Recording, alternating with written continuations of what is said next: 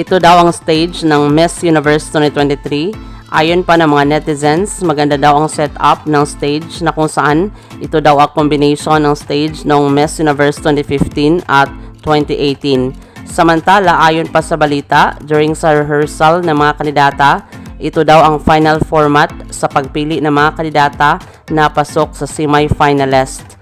Top 21 ang mapipili mula sa scores ng preliminary competition at closed door interview.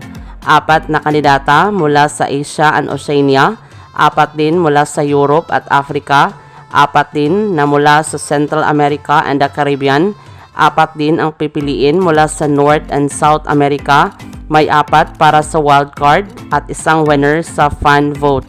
Mula sa 21 down to 10, 5 at ang final 3 para sa final question.